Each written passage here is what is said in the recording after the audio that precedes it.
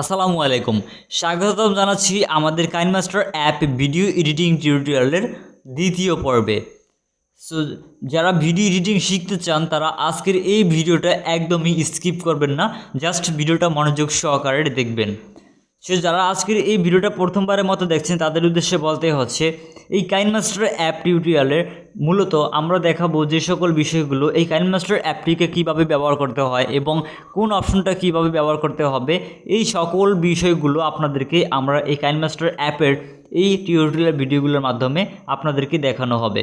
So যারা আসলে mobile দিয়ে ভিডিও এডিটিং শিখতে চান তারা ভিডিওটা চাইলে খুব সহজে আপনারা দেখে আপনারা অপশনগুলো সম্পর্কে জানতে পারবেন এবং কোন অপশনটা কীভাবে ব্যবহার করতে হয় এই সকল বিষয়গুলো জানতে পারবেন। ওকে, সো কথা না বাড়িয়ে আমরা ভিডিও স্টার্ট করতেছি। সো আমরা এখান থেকে এই যে আমরা গত ভিডিওতে দেখিয়েছি, এই যে এখানে আমরা যে অপশনগুলো দেখতে পাচ্ছি, এই যে সেটিংস, নিউ প্রজেক্ট, এই অপশনগুলো আমরা গত ভিডিওতে দেখিয়েছি। সো যারা আসলে আমাদের গত ভিডিওটি মিস করেছেন তারা আমাদের এই ভিডিও ডিসক্রিপশন বক্সে ক্লিক করে আমাদের গত ভিডিওর লিঙ্কটি পেয়ে যাবেন। সো সেখান থেকে সেই ভিডিওটা দেখে নিতে পারেন। ওকে, সো আমরা এখন এই যে নিউ প্রজেক্টে বা প্লাস আইকনে ক্লিক করলে আমাদের সামনে ঠিক এরকম একটা ইন্টারফেস ওপেন হবে। তারপর সর্বপ্রথমেই আমরা আমাদের এখানে একটা প্রজেক্ট নেম দিব। আমাদের গত ভিডিওতে ছিল টেস্ট ভিডিও। সো আমরা এখান থেকে জাস্ট টেস্ট ভিডিও লিখে দিলাম। টেস্ট ভিডিও লেখার পর আমরা এখান থেকে জাস্ট এই যে 16:9 ইউটিউবের স্পেক রেশিওটাকে সিলেক্ট করব, দেন এখান থেকে টিক মার্কে ক্লিক করব, তারপর ক্রিয়েটে ক্লিক করব। এই ক্রিয়েট অপশনটির উপরে ক্লিক করে দেওয়ার পর আমাদেরকে নিয়ে যাবে আমাদের এই কাইনমাস্টার অ্যাপের ফাইল ম্যানেজারে বা আমাদের ফাইল ম্যানেজারে। সো তারপর এখান থেকে আমরা আমাদের যেই ভিডিওটাকে এডিটিং করব বা যে ফটোটাকে এডিটিং করব সেটা প্রথমে সিলেক্ট করব। যেমন আমি আপনাদেরকে জাস্ট আমার একটা ভিডিও দিয়ে দেখাচ্ছি। সো আমি এখান থেকে আমার এই ভিডিওটাকে সিলেক্ট করব। সো আমি ভিডিওটাকে সিলেক্ট করলাম, তারপর এখান থেকে জাস্ট ভিডিওর উপরে ক্লিক করলে আমাদের ভিডিওটা এখানে ইম্পোর্ট হয়ে যাবে। সো আমাদের ভিডিও কিন্তু এখন ইম্পোর্ট করা কমপ্লিট হয়ে গিয়েছে। এখন সর্বপ্রথমেই আমরা এখানে এই যে যখন আমরা এই কাইনমাস্টার অ্যাপে ভিডিও ইম্পোর্ট করব তখন আমরা এই উপরে দেখতে পাবো এখানে অনেকগুলো অপশন রয়েছে চারপাশে। এখানে আমাদের সবচেয়ে ইম্পর্টেন্ট যে অপশনগুলো রয়েছে সেই অপশনগুলো হচ্ছে মূলত লেয়ার অপশনের ভিতরে। সো আমরা যদি এই লেয়ার অপশনটির উপরে ক্লিক করি, আমি এখান থেকে এই যে এই লেয়ার অপশনটা দেখতে পাচ্ছি, আমরা এই লেয়ার অপশনটা যদি ক্লিক করি তাহলে আমরা দেখতে পাবো এখানে অনেকগুলো অপশন রয়েছে। যেমন লেয়ারের ভিতরে রয়েছে কি অপশনগুলো, media, effect, sticker, text, hand writing. এখানে 5টা অপশন রয়েছে।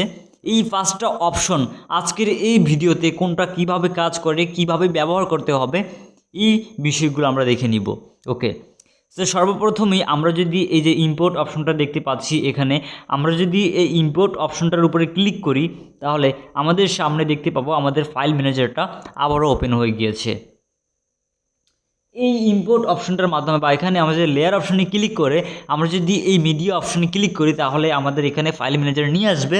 ফাইল ম্যানেজারে নিয়ে আসার পর এখন আমরা মনে করেন যে আমাদের এখানে এই যে আমাদের যে ভিডিওটা রয়েছে, এই যে ভিডিওটাতে আমাদের এখানে আপনি দেখতে পাচ্ছেন কোনো লোগো অ্যাড করা নেই। সো আমি চাচ্ছি আমার এই ভিডিওতে লোগো অ্যাড করতে।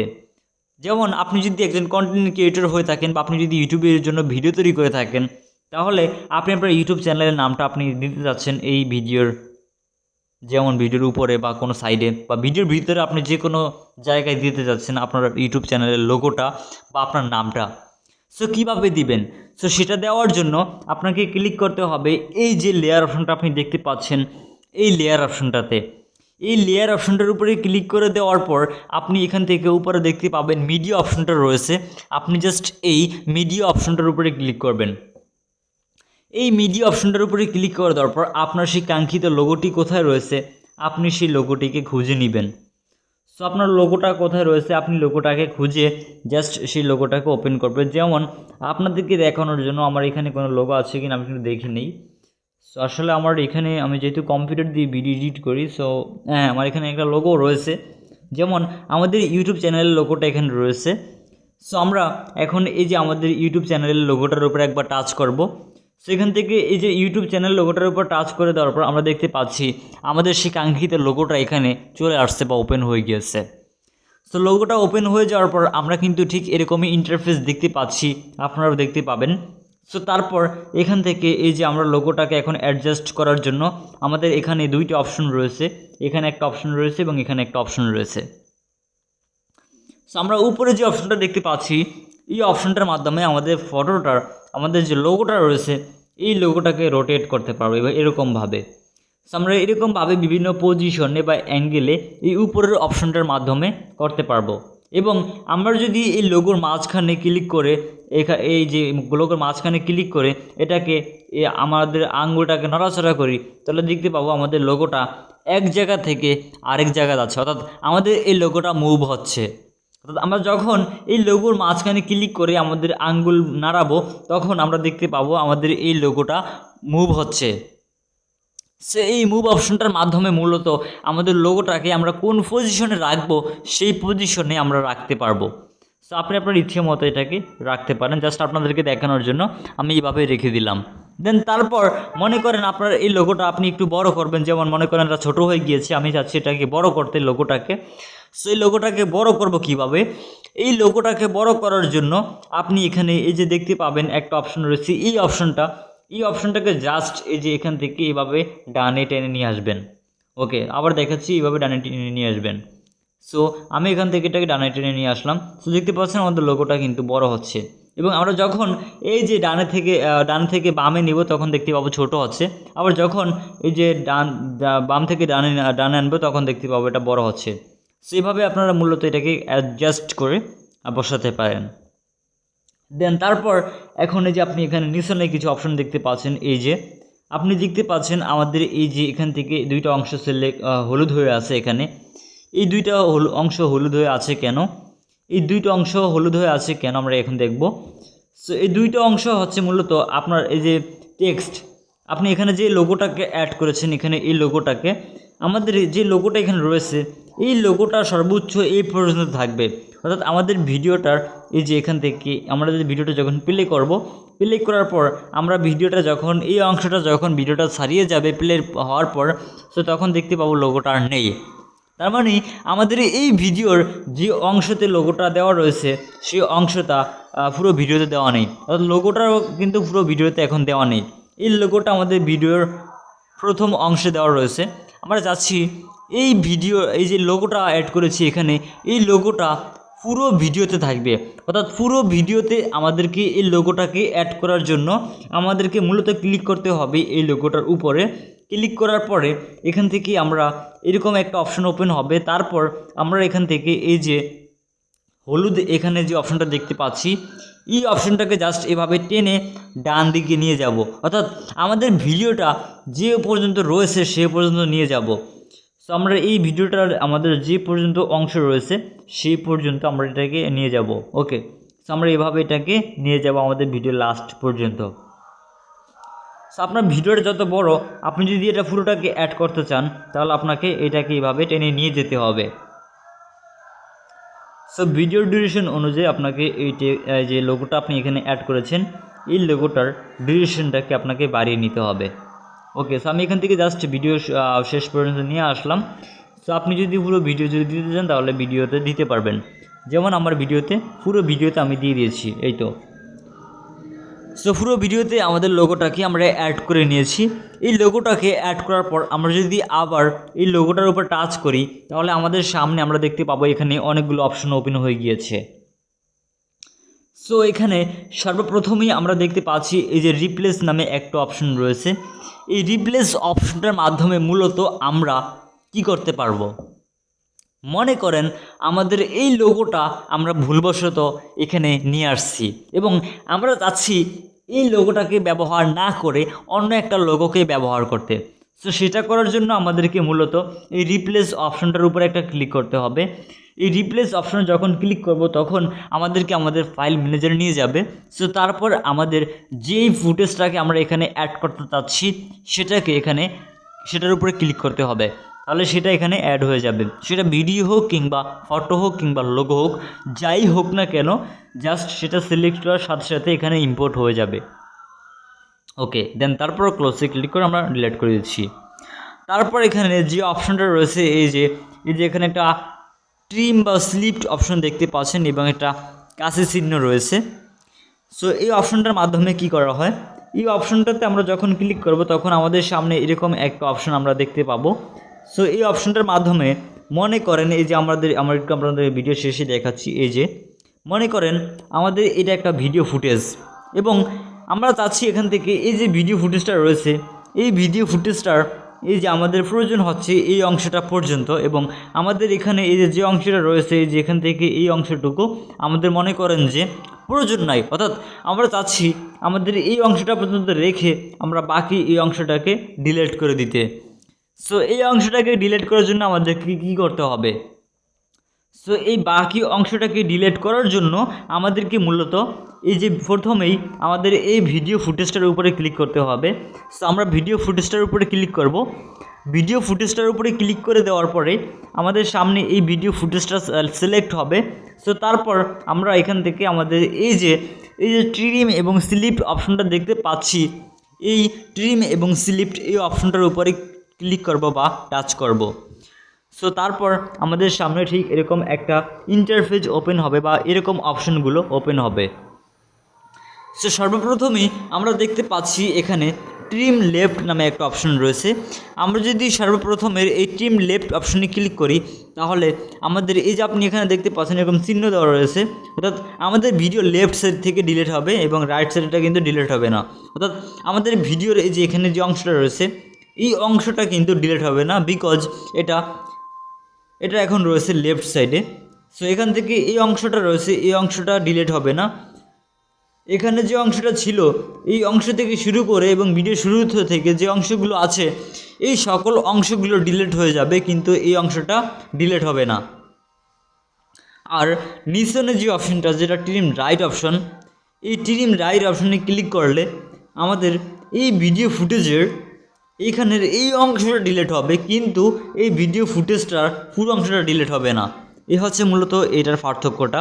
অর্থাৎ আমরা যখন ট্রিম রাইটে ক্লিক করব তখন আমাদের যে অংশটা রয়েছে এই যে বাড়তি অংশটা এই অংশটা ডিলিট হবে এবং এখানে যে অংশটা ছিল ভিডিওর মেইন ফুটেজ এই অংশটা কিন্তু ডিলিট হবে না।